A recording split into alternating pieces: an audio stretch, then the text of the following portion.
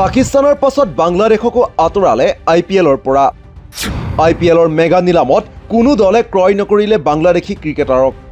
কিয় কোনো ফ্ৰেঞ্চাইজিয়ে ক্ৰয় নকৰিলে বাংলাদেশী ক্ৰিকেটাৰ? প্ৰতিভাৰ অভাৱৰ বাবেই নিলাম নহ'ল নেকি এজনো বাংলাদেশী ক্ৰিকেটাৰ? সৌদি আৰবৰ জেদ্দাত অনুষ্ঠিত হৈ যোৱা IPLৰ মেগা নিলামত সৰ্বকালৰ অভিলেখ ভংগ কৰি ভাৰতীয় wicket keeper batsman Rishabh Pant আৰু শ্ৰেয়াছ আয়াৰে কোটি কোটি টকাত হয় নিলাম। কিন্তু ভাৰতৰে এখন চুবুৰীয়া দেশ বাংলাদেশৰ এজনো ক্ৰিকেটাৰ নিলাম নহ'ল IPL 2025ৰ মেগা নিলামত। 2025ৰ IPLৰ মেগা নিলামৰ বাবে 577 গৰাকী খেলুৱৈৰ নাম অন্তৰ্ভুক্ত কৰা হৈছিল। চুবুৰীয়া দেশ বাংলাদেশৰ 12জন খেলুৱৈৰ নাম নিলামৰ বাবে অন্তৰ্ভুক্ত হৈছিল যদিও ইয়াৰ ভিতৰত কেৱল মুস্তাফিজুৰ ৰহমান আৰু ৰিচাৰ্ড হুছেইনৰ নামহে দৰত উঠে। যদিও সেই দুজন খেলুৱৈকে কোনো এটা ফ্ৰেঞ্চাইজিয়ে ক্ৰয় কৰিবলৈ আগ্ৰহ প্ৰকাশ নকৰিলে, কিন্তু কিয় ক্ৰয় নকৰিলে এজনো বাংলাদেশী ক্ৰিকেটাৰ? সবিশেষ চাওক এই প্ৰতিবেদনত। উল্লেখ্য যে চৰ্চা অনুসৰি বাংলাদেশী ক্ৰিকেটাৰক IPLৰ মেগা নিলামত ক্ৰয় নকৰাৰ আঁৰত আছে দুটা বিশেষ কাৰণ। বাকী 10জন খেলুৱৈৰ ভিতৰত লিটন দাস, তাস্কিন আহমেদ, সাকিব আল হাছান, মেহদী হাছান মিৰাজ, শ্বৰিফুল ইছলাম আৰু তানজিম হাছান সাকিবৰ দৰে ক্ৰিকেটাৰৰ নাম আছিল IPLৰ মেগা নিলামত। মন কৰিবলগীয়া যে পাকিস্তানৰ পাছতেই শেহতীয়াকৈ বাংলাদেশকো IPLৰ পৰা আঁতৰোৱা হৈছে। যদি এনেদৰেই অব্যাহত থাকে তেনেহ'লে বাংলাদেশী ক্ৰিকেটাৰসকলো ভৱিষ্যতে IPL খেলাৰ পৰা আঁতৰত থাকিব লাগিব। মুস্তাফিজুৰ ৰহমান 2 কোটি, তাস্কিন আহমেদ 1 কোটি, সাকিব আল হাছান 1 কোটি, মেহদী হাছান মিৰাজ 1 কোটি, শ্বৰিফুল ইছলাম 75 লাখ, তানজিম হাছান সাকিব 75 লাখ, মেহদী হাছান 75 লাখ, নাহিদ ৰাণা 75 লাখ, ৰিচাৰ্ড হুছেইন 75 লাখ, লিটন দাস 75 লাখ, তৌহিদ হৃদয় 75 লাখ, হাছান মামুৰৰ 75 লাখ টকা আছিল ভিত্তিমূল্য।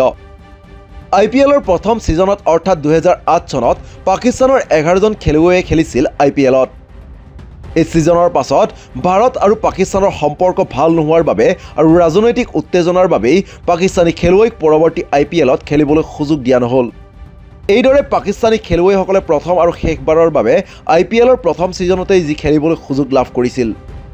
ইফালে 2020 চনৰ পাছত প্ৰথমবাৰৰ বাবে কোনো বাংলাদেশৰ খেলুৱৈয়ে অংশগ্ৰহণ নকৰে IPLত।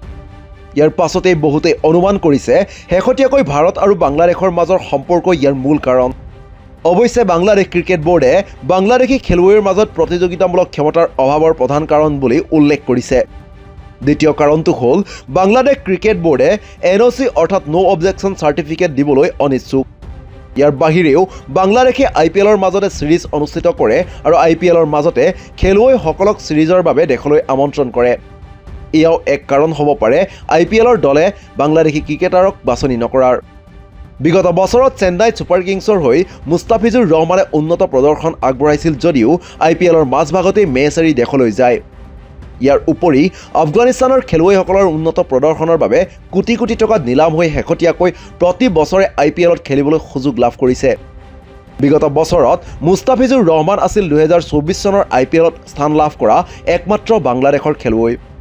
চেন্নাই ছুপাৰ কিংছৰ হৈ মুস্তাফিজুৰ ৰহমানে খেলিছিল 9খন মেচ। ইয়াৰ উপৰি তেওঁ 5টা ভিন্ন দলৰ সৈতে IPLৰ 7টা ছিজন খেলিছে।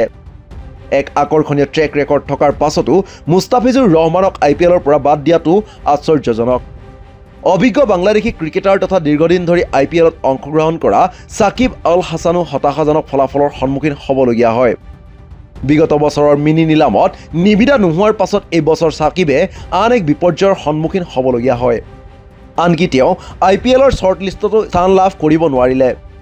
এতিয়া লক্ষণীয় হ'ব পাকিস্তানী ক্ৰিকেটাৰৰ দৰেই বাংলাদেশী ক্ৰিকেটাৰো অতীত হ'ব নেকি অনাগত IPLৰ ছিজনত। স্পৰ্টছ ডেস্ক ৰিপৰ্ট, দি ক্ৰছ কাৰেণ্ট।